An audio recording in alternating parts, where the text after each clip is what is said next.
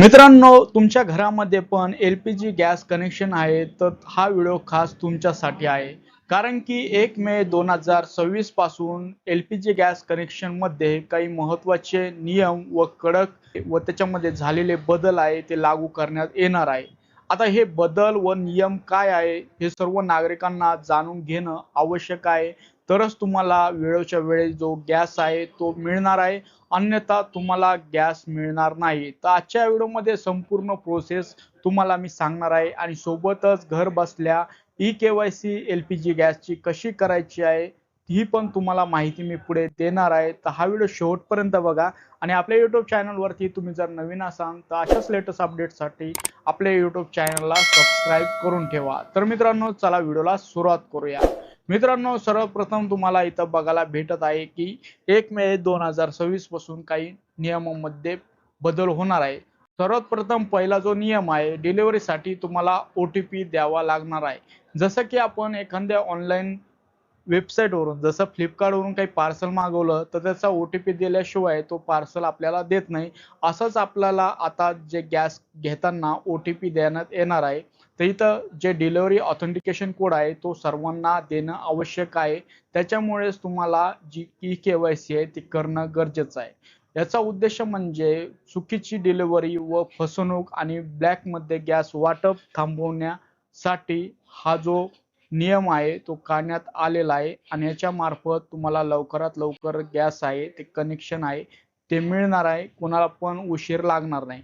आता बुकिंगमध्ये काही नियमांचा बदल करण्यात आलेला आहे. आता 2 सिलेंडर बुकिंगमध्ये जास्त अंतर ठेवावे लागेल. जसं की शहरी भागासाठी 25 दिवसाचं अंतर लागेल आणि ग्रामीण भागासाठी 45 दिवसाचं अंतरही ठेवावं लागेल. त्याच्यामुळे सर्व जे नागरिक आहे त्यांना आधीच प्लॅनिंग करून गॅस वापरावा लागेल.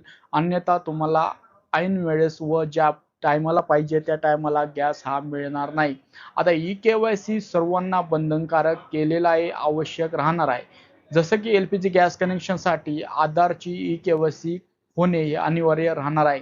त्यामुळे जर तुम्ही ई-के-वाय-सी केली नाही तर तुमची सबसिडी थांबू शकते. काही प्रकारे जे पुरवठा आहे गॅसचा त्याच्यामध्ये तुम्हाला वेळ लागू शकतो. टायमाच्या टायमाला गॅस भेटू शकत नाही. हे तुम्हाला सर्व नागरिकांना लक्षात ठेवायचं आहे आणि ज्या प्रोसेस आहे व ही जी माहिती आहे ती ध्यानात ठेवूनच तुम्हाला हे जे काम आहे ते करायचे आहे. आपला जो गॅस कनेक्शन आहे त्याला मोबाईल नंबर अपडेट ठेवणे हे आवश्यक राहणार आहे. जेणेकरून तुम्हाला ओ-टी-पीद्वारे जे पण बुकिंग होईल त्यानुसार तुम्हाला गॅस मिळणार आहे. जर तुमचा मोबाईल नंबरच लिंक नसेल तर तुम्हाला जी डिलिव्हरी आहे ती मिळू शकणार नाही. हे तुम्हाला लक्षात ठेवायचं आहे आणि बुकिंग कशी करायची आहे. आता जे इंडियन गॅस, भारत गॅस आणि एच-पी गॅस आहे सेम त्यांना बुकिंग जे आपलं पासबुक असतं, जे आपल्याला एक कार्ड देण्यात आलेलं असतं त्याच्यामध्ये तुम्हाला एक बुकिंग नंबर दिला जातो. सोबतच WhatsAppद्वारे पण तुम्ही बुकिंग करू शकता.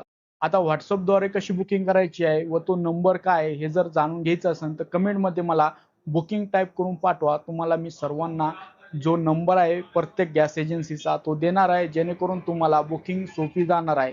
तुम्ही SMS द्वारे, WhatsAppद्वारे किंवा ऑनलाईन लॉग इन करून पण वेबसाईटवरून ही बुकिंग करू शकता. तुम्हाला कोणताही अडथळा येणार नाही.